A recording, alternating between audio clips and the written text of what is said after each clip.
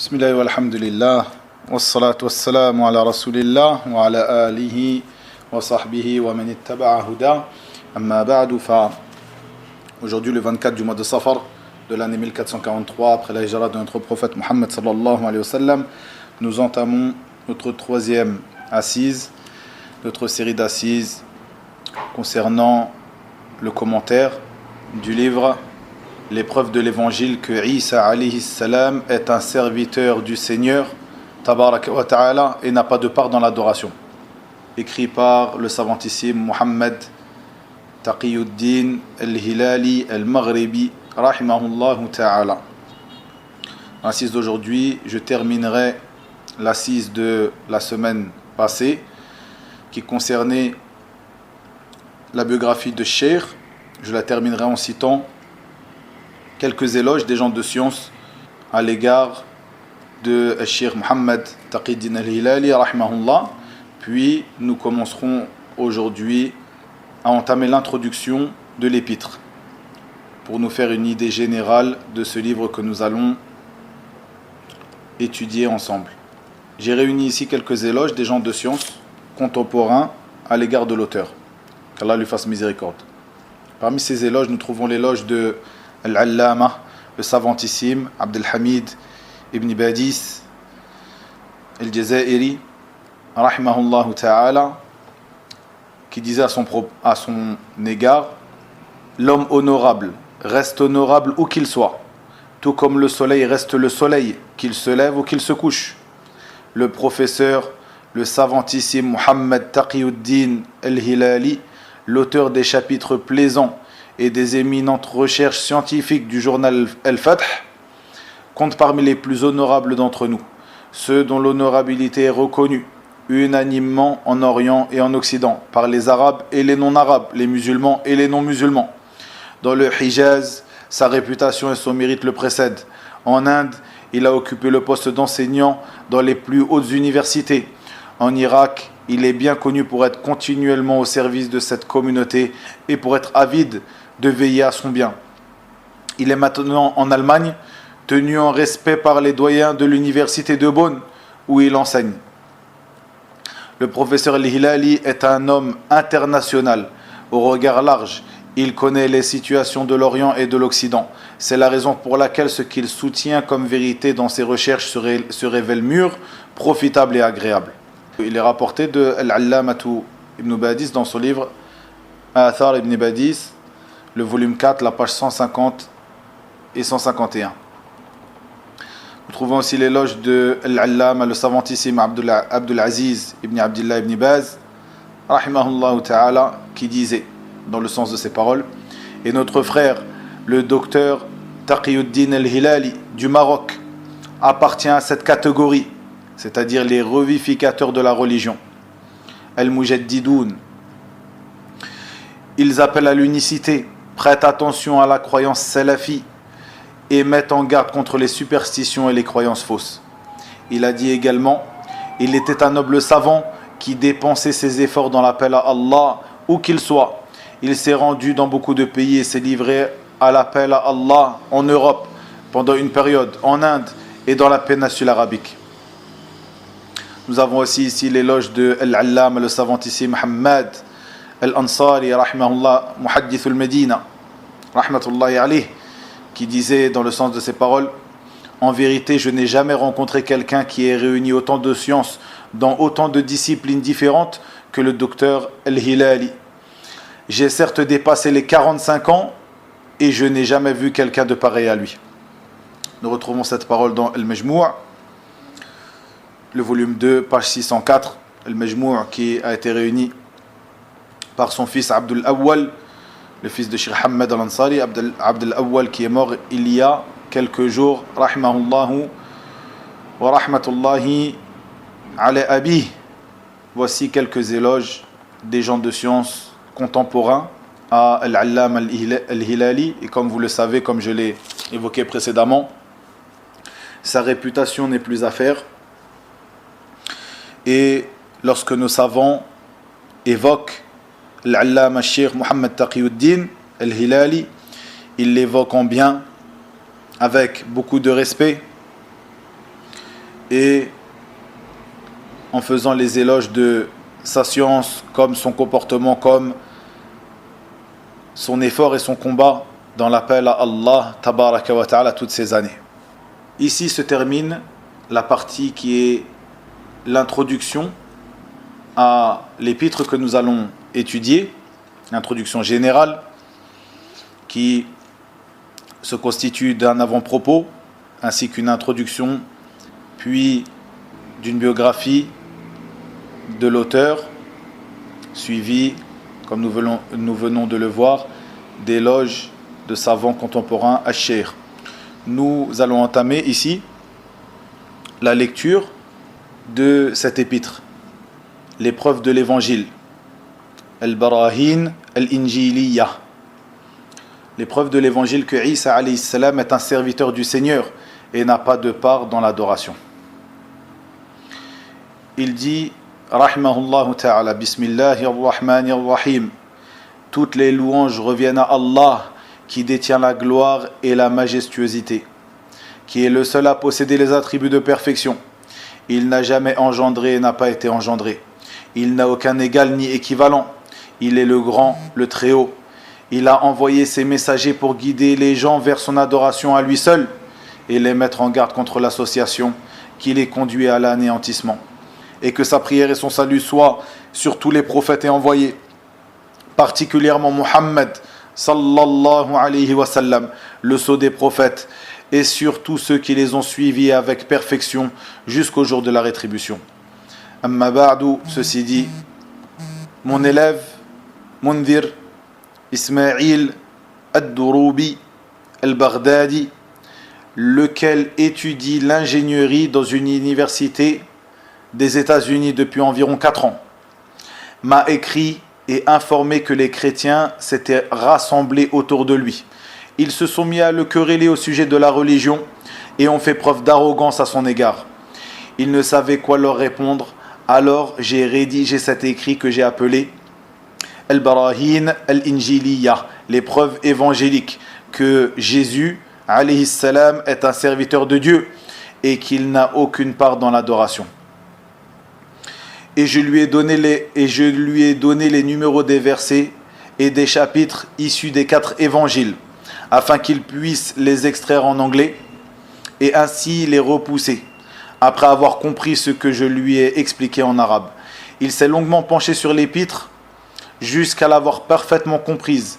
Il les a appelés à débattre, et quand il débattait avec eux, il les réduisit au silence. Ils furent battus de la pire des manières, comme il m'en informa par la suite. Je ferai suivre cette épître par une autre histoire similaire à celle-ci, qui s'est déroulée à Bagdad, en Irak donc. La conséquence fut la même que celle de l'histoire précédente. Le musulman ne sera jamais en manque de preuves de l'authenticité de sa religion et de la fausseté de la religion de ses ennemis. Mais il manque des frères sincères qui secourent Allah et son messager, sallallahu alayhi wa sallam. A dit vrai celui qui a dit: l'islam à cette époque est une religion sans hommes et le christianisme a des hommes sans religion de vérité. En effet, par leur effort, leur bien, leur courage et leur endurance, ils font passer le vrai pour le faux et le faux pour le vrai. Et la majorité des gens à cette époque sont les esclaves du dinar et du dirham. Ici, Al-Shaykh fait allusion à la parole du prophète sallallahu alayhi wa sallam: Ta'isa abdu dinar, ta'isa abdu dirham. Il est triste, et ceci est un dua et aussi une information. C'est un dua que le prophète sallallahu alayhi wa sallam fait contre celui qui a adoré le dinar et le dirham, c'est-à-dire l'argent. Ici, l'argent et l'or, donc l'argent, la monnaie, celui qui aura adoré la monnaie. Et c'est une information, de même qu'un dua, de même qu'une invocation du prophète sallallahu alayhi wa sallam contre cette personne. Donc ici, le Cheikh Mohammed Taqiyuddin fait allusion à ce hadith lorsqu'il dit: et la majorité des gens à cette époque sont les esclaves du dinar et du dirham, des habits luxueux et des palais élevés. Est venu, puis il dit rahimahullah, est venu le moment d'entamer le but de cet épître avec l'aide du souverain adoré Nulle divinité ne mérite d'être adorée en dehors de lui. C'est en lui que je place ma confiance et c'est à lui que je reviens repentant. Nous voyons ici l'introduction de cet épître que nous allons étudier les semaines prochaines. Inch'Allah ta'ala. Qui commence par un chapitre. Et les noms de la plupart de ces chapitres sont des noms de notre fait, à moi qui ai fait cet effort de traduction de cet épître, ainsi que mon frère Kamel qui m'a assisté dans cela. La plupart de ces noms de chapitres n'ont pas été donnés par Cheikh Taqi-d-Din al-Hilali, mais plutôt est de notre fait afin de séparer les différentes parties du livre, bien que certains de ces titres soient de son fait, le fait de l'auteur, et à ce moment-là, je le préciserai.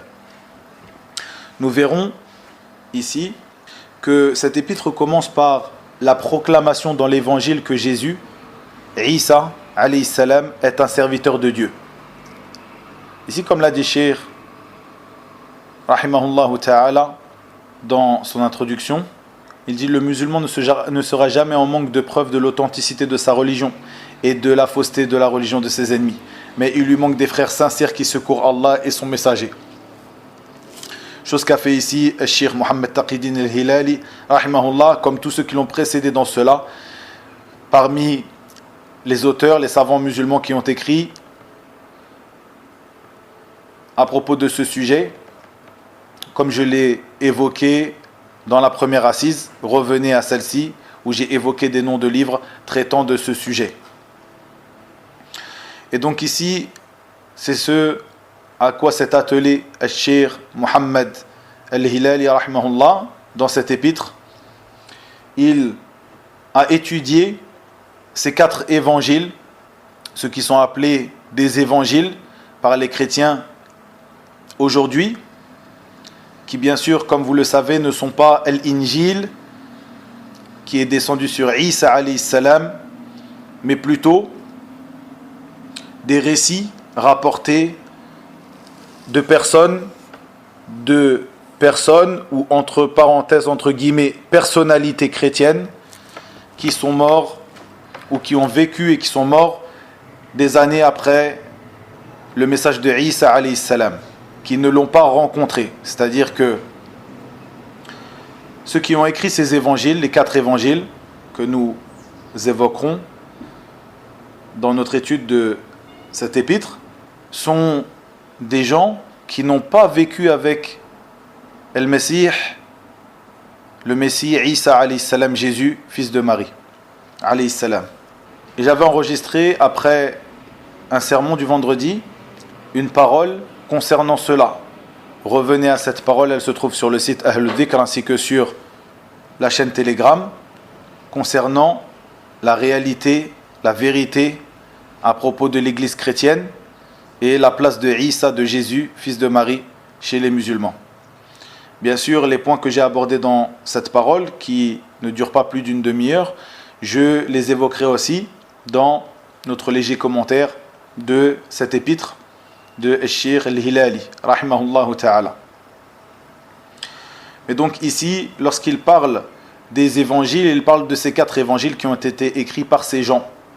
Et en aucun cas, ici, nous parlons de l'évangile qui fut révélé à Isa, Jésus, alayhi salam. Et la démarche de Cheikh ici est de mettre en évidence que d'après même les livres qu'ils ont rendus saints, donc ils l'appellent la Sainte Bible, le Nouveau Testament et l'Ancien Testament, est appelé chez les chrétiens la Bible, la Sainte Bible, the Holy Bible, et la démarche de Cheikh est de mettre en évidence que d'après vos textes, d'après ces textes que vous sanctifiez, nous vous montrons même que ce que vous imputez à Isa est faux et n'était pas ce sur quoi étaient les premiers chrétiens.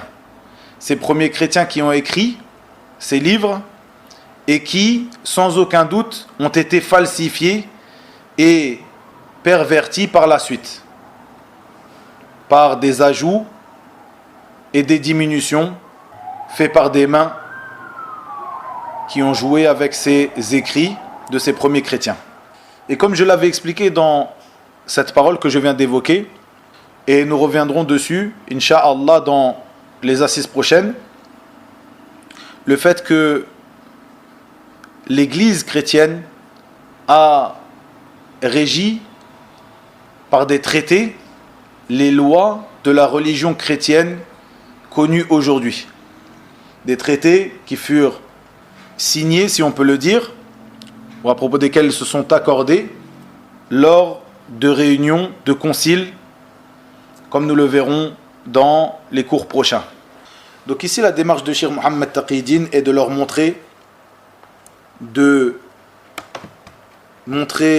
aux chrétiens, de même que, et comme vous l'avez entendu dans l'introduction, de même qu'aux musulmans, qui pourraient être entourés de chrétiens, afin de les appeler à l'islam, la religion de vérité, comme pour son élève, Mundhir, un Irakien qui se trouvait aux États-Unis pour étudier l'ingénierie, qui se trouvait au milieu des chrétiens, comme beaucoup d'entre nous en France, qui nous trouvons au milieu de peuples chrétiens, afin que nous connaissions certaines bases de leur religion et que le musulman lambda puisse se préserver en premier lieu, puis les réfuter en second lieu, au moment où il aura bien compris cet épître, comme il l'a évoqué dans l'introduction, qui était une condition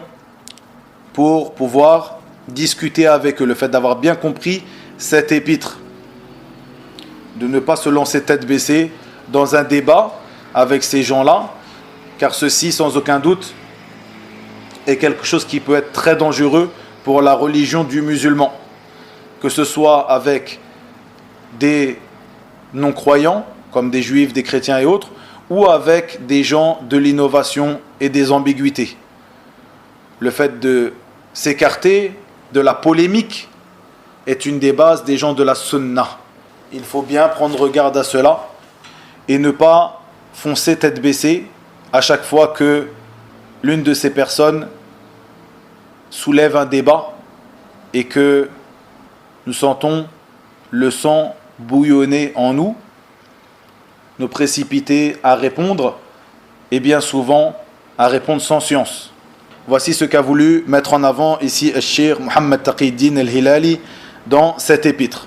Donc nous verrons dans cet épître que dans le premier chapitre, dans la première partie, et c'est une épître qui est concise, même si on appelle cela des chapitres, mais ce sont des chapitres qui durent que quelques pages, qu'on aura l'occasion de lire en peut-être plusieurs chapitres en un seul cours. Dans le premier chapitre, il parlera de la proclamation dans l'évangile que Jésus, alayhi salam, est un serviteur de Dieu. Nous trouverons cela proclamé clairement dans l'évangile. Donc il est un serviteur de Dieu, qu'il n'est pas Dieu lui-même, ni le Fils de Dieu, ni le troisième de trois. L'annonce de la prophétie de Muhammad sallallahu alayhi wa sallam dans l'évangile. Le reste des preuves évangéliques sur le fait que Jésus alayhi salam est un serviteur de Dieu. C'est-à-dire qu'il reviendra sur ce point-là et mettra en avant d'autres preuves encore venant appuyer le fait que Jésus n'est pas Dieu lui-même, ni le Fils de Dieu, ni le troisième de trois. Puis une conclusion exposant les preuves que l'histoire de la crucifixion est inventée. Faites bien attention car l'histoire de la crucifixion, comme je l'ai évoqué dans cette kalima, dans cette parole que j'ai donnée à la mosquée après un sermon de vendredi, j'avais expliqué que l'histoire de la crucifixion était inventée, ceci avec des preuves, et des preuves bien sûr venant, j'avais rapporté les preuves venant du Coran et de la Sunna, mais aussi des preuves historiques tirées de leurs propres livres. Et nous reviendrons sur cela. Et il faut savoir que la crucifixion est une des bases sur lesquelles tiennent la religion chrétienne. Puis le fanatisme des chrétiens et leur animosité envers les musulmans. La réponse à une deuxième ambiguïté des chrétiens. Puis une réponse à une autre ambiguïté encore des chrétiens. Puis un exemple de fanatisme des gens de l'ignorance et de l'incroyance envers l'islam et de leur transgression à son égard. Puis la nullité de ce que prétendent les chrétiens concernant la crucifixion de Jésus.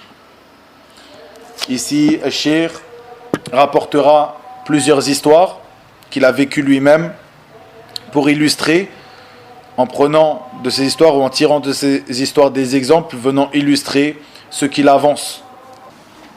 Et donc cette épître est importante car il n'est pas permis aux musulmans lambda d'ouvrir ces livres qui sont les livres sacrés chez les juifs et les chrétiens, l'Ancien Testament, le Nouveau Testament, et de lire dans ces livres directement. Et ce, même s'il prétend lire dans ces livres pour réfuter ces gens-là, pour connaître ce sur quoi ils sont et réfuter ces gens-là.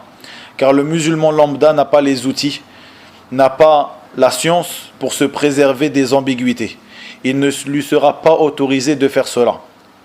Plutôt ceci sera autorisé pour les savants et les étudiants en sciences qui voudront véritablement faire des réfutations construites sur une science certaine. Et nous voyons que notre prophète Mohammed sallallahu alayhi wa sallam a interdit cela. Lorsque, dans un hadith authentique, Omar ibn al-Khattab, et qui est Omar ibn al-Khattab radiyallahu anhu, comparé à l'un d'entre nous? Lorsque Omar vint au prophète sallallahu alayhi wa sallam et dans ses mains des feuilles, des livres, des gens du livre. Et le prophète sallallahu alayhi wa sallam de lui dire: es-tu dans le doute, ya ibn al-Khattab? Dans le sens de ces paroles sallallahu alayhi wa sallam, je suis certes venu à vous avec la vérité éclatante, de jour comme de nuit. Et par celui qui tient mon âme dans sa main, si mon frère Moussa était présent et vivant auprès de nous, il ne lui aurait pas été autorisé si ce n'est de me suivre. Il n'aurait pu faire autrement que de me suivre. Nous voyons ici que le prophète sallallahu alayhi wa sallam a interdit donc de lire dans ses livres cette lecture qui peut être faite par certains musulmans par ignorance de ce jugement, comme je l'ai dit précédemment, afin de, comme ils le prétendent, se renseigner à propos de ces gens-là, les gens du livre, et de pouvoir les contrer, les réfuter. Et ceci, nous trouvons que certaines personnes le font parce qu'ils vivent avec ces gens, les gens du livre, comme nous en l'occurrence en France, et ils trouvent dans le fait de comprendre les ambiguïtés et les égarements sur lesquels sont les gens du livre un bénéfice. De même que dans le fait de rechercher la manière de les contrer, ils trouvent un bénéfice. Ceci afin de les appeler à l'islam, ceci afin d'appeler leur entourage à l'islam. Il n'y a pas de doute que même si l'intention est bonne, la manière ne l'est pas, comme je viens de le démontrer plus tôt.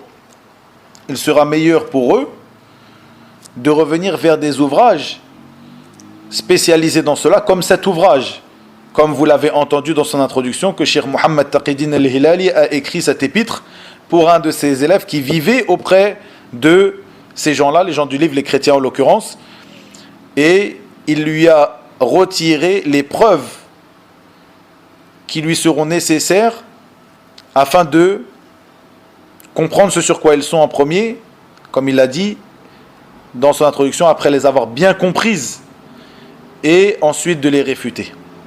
Voici l'œuvre que nous allons étudier, Inch'Allah, dans les semaines prochaines. Wa ilahuna wa billahi tawfiq. Wa sallallahu wa sallam wa barak ala nabiyyina Muhammad walhamdulillahi rabbil alamin.